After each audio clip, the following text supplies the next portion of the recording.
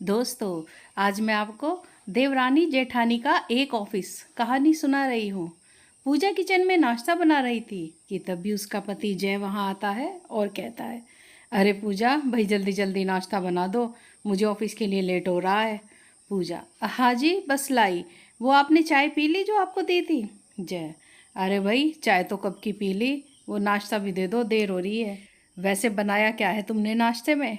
पूजा कहती है, वो मैंने गोभी के पराठे बनाए हैं। जय, अरे तो चाय पराठों के साथ ही देती ना। पूजा, कोई नहीं मैं दोबारा बना दूंगी आपके लिए चाय। तभी जय का छोटा भाई वीरू वहाँ आता है और कहता है, वो भाभी लाइए चाय मैं बना देता हूँ, आप अपने पराठों पर ही ध्यान रखो। जय कहता है, अरे अरे पूजा बना लेगी, तू क्यों बना रहा है?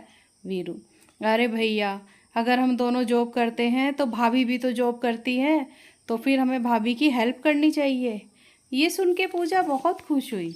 जय वीरू दोनों भाई अपनी माँ के साथ रहते थे और जय की शादी हो चुकी थी, तो अब पूजा भी घर की सदस्य बन गई थी। जय और वीरू दोनों एक मल्टीनेशनल कंपनी में जॉब करते थे और पूजा एक ग्राफिक डिज़ाइनर थी। पूजा पूरे दिन ऑफिस में काम करती और फिर घर आके घर का काम भी संभालती थी। उसके ससुराल वाले भी अच्छे थे, पर उसका देवर वीरू बहुत ही समझदार था। वो अक्सर ही अपनी भाभी पूजा के काम में मदद करता रहता था। एक दिन जय, माँ मैं सोच रहा था कि पूजा भी ऑफिस जाती है और फिर आके घर के कामों में जुट जाती है, पूजा पर काम का बहुत बोझ पड़ रहा है। तभी वीरू, अरे भैया बिल्कुल सही कहा, समझ आ गई आपको, अब हुई ना आपको भाभी की कदर। पूजा, अरे अरे आगे तो बताइए, फिर क्या सोचा आपने? क्या आप सब मेरी काम में अब हेल्प किया करोगे क्या? जय, अरे नहीं नहीं सुन तो लो पहले, देखो पूजा की हेल्प के लिए कोई तो होना चाहिए। तभी वीरू, अरे वाह भैया आपने सही सोचा, हमें एक मेड रख लेनी चाहिए। जय, अरे अरे मेड नहीं बेवकूफ़, मैं तेरी शादी की सोच रहा था। वीरू, है भैया, नहीं नहीं मेरी शादी नहीं, मुझे नहीं करनी शादी वादी। अरे मैं भाभी के साथ किचन का सारा काम करवा दिया करूँगा, पर ये शादी वादी नहीं करनी मुझे। जय कहता है, अरे अरे इतना क्यों डर रहा है, अरे आज नहीं तो कल तो शादी तेरी करानी ही पड़ेगी ना। वीरू, भैया शादी के बाद के जो क्लेश होते हैं मुझे उनसे डर लगता है। तभी उसकी माँ शांति देवी कहती है, अच्छा बेटा, मतलब तेरी भाभी भी घर में कलेश और किचकिच करती रहती है? वीरू, नहीं नहीं माँ, भाभी तो अलग है, पर यह भी ज़रूरी नहीं कि जैसी भाभी है ऐसी ही कोई लड़की हमें मिल जाए। तभी पूजा, वैसे भैया ये सब आप अभी बोल रहे हो, जब आपकी बीवी आ जाएगी तो बस वो ही सबसे अच्छे लगने लगेगी आपको। वीरू, अरे अरे आप तो सब मेरे पीछे ही पड़ गए, मैंने कह दिया ना मुझे शादी वादी नहीं करनी, मैं तो चला अब सोने। वीरू की बात सुनकर सभी हंसने लगे। तभी वीरू वहाँ से उठकर चला गया। कुछ दिन इसी तरह निकल गए। फिर एक दिन शांति देवी कहती है, अरे वीरू बेटा तूने कुछ बताया नहीं, तेरे लिए लड़की ढूंढना शुरू कर दें।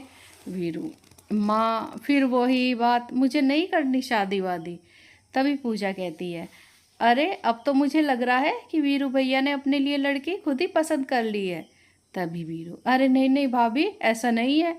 पूजा, अरे देखो तो कैसे ला के डर के बोल रहे हैं, अब बता भी दो ना भैया। पर वीरू ने तब कुछ नहीं कहा। फिर अगले दिन वीरू किचन में गया और पूजा भाभी से बोला, भाभी आपसे कुछ बात करनी है। पूजा, हाँ हाँ बोलो भैया क्या बात है? वीरू, भाभी जी वो मेरे ही ऑफिस में एक लड़की है। पूजा, हाँ हाँ मैं तो कल ही समझ चुकी थी, खैर नाम क्या है उसका? वीरू, नीलम, नीलम नाम है उसका। वो मैं भैया और माँ के सामने कुछ कह नहीं पाया, अब मैं उनसे कैसे बात करूँ इस बारे में।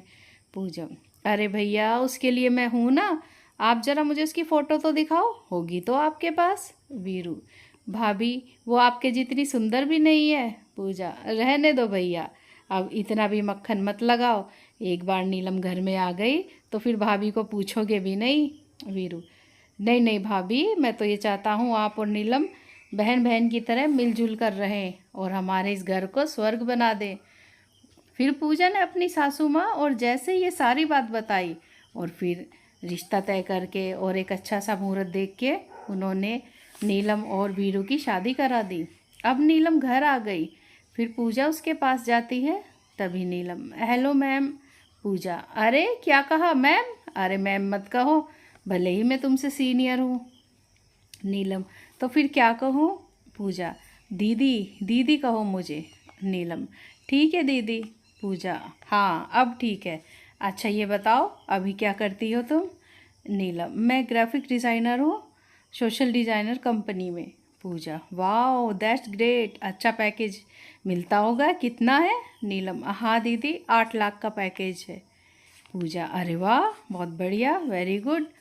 फिर काफ़ी देर तक दोनों बैठकर बातें करती रही। फिर पूजा अपने कमरे में आ गई। वो कुछ परेशान सी होकर बैठ गई। असल में नीलम उम्र में पूजा से छोटी थी, पर उसकी सैलरी नीलम के बराबर ही थी।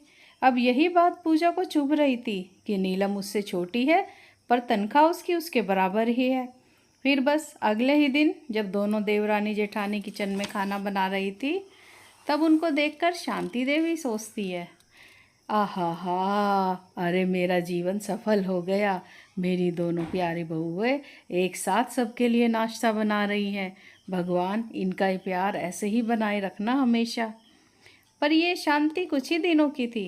असल में पूजा और नीलम व्यवहार में, खान पीन में, हर चीज़ में अलग थी। दोनों खाने को लेकर तालमेल नहीं बिठा पाई। फिर बस एक दिन जब नीलम पहले से ही किचन में नाश्ता बना रही थी, तभी पूजा वहाँ आई और बोली, अरे नीलम ज़रा 2 मिनट सुनो, ये दलिया तुम कल बना लेना, आज मुझे सबके लिए पोहा बनाने दो। नीलम कहती है, नहीं नहीं दीदी, मुझे तो बस दलिया ही खाना है। इसी बात पे दोनों में झगड़ा हो गया। ये देखकर अब शांति देवी ने अपना माथा पीट लिया। फिर एक दिन नीलम अपने पति से कहती है, सुनिए आपको एक बात बतानी थी। वीरू, भाभी की बुराई के अलावा कुछ भी हो तो कह सकती हो। नीलम, अरे अरे ऐसा नहीं है, मैं बस जॉब चेंज कर रही हूँ। वीरू, अच्छा कहाँ? नीलम, सोशल मीडिया में, वहाँ से मुझे ऑफ़र आया था तो मैंने उसके लिए ओके कर दिया। वीरू, क्या सोशल मीडिया पर वहाँ तो भाभी। तभी नीलम, अरे वो उस कंपनी की मालकिन थोड़ा ही ना है, मेरे पास ऑफ़र आया तो मैंने हाँ कर दिया। आज सुबह से ही ज्वाइनिंग कर रही हूँ। इन दोनों की घर में बिल्कुल नहीं बनती थी और अब इनका ऑफिस भी एक ही हो गया। फिर जब पूजा ऑफिस गई तो नीलम को वहाँ देखकर हैरान रह गई, और जब उसने नीलम के गले में कंपनी का आई कार्ड देखा तो वो सीधा बॉस के केबिन में गई और बोली। पूजा कहती है, सर ये क्या हो रहा है? बॉस कहते हैं, क्यों क्या हुआ पूजा? पूजा, वो इस लड़की को यहाँ पर किसने रखा? बॉस कहते हैं, अच्छा नीलम को, अरे वो तो अपने काम में माहिर है, पर तुम इसको कैसे जानती हो? पूजा कहती है, सर वो ये मेरी देवरानी है और ये बेहद आलसी और कामचोर लड़की है, आप प्लीज़ इसे काम यहाँ से निकाल दीजिए। Boss, no no, she is very brilliant girl, उसकी परफॉर्मेंस भी बहुत अच्छी है, देखो मैंने बहुत सोच समझ के उसको यहाँ रखा है। फिर पूजा गुस्से में बाहर आ गई। बस फिर तभी से पूजा इस कोशिश में लग गई कि किसी तरह बॉस के सामने उसके नंबर कम हो और बॉस खुद ही उसे यहाँ से निकाल दे। दूसरी तरफ नीलम भी सब समझती थी।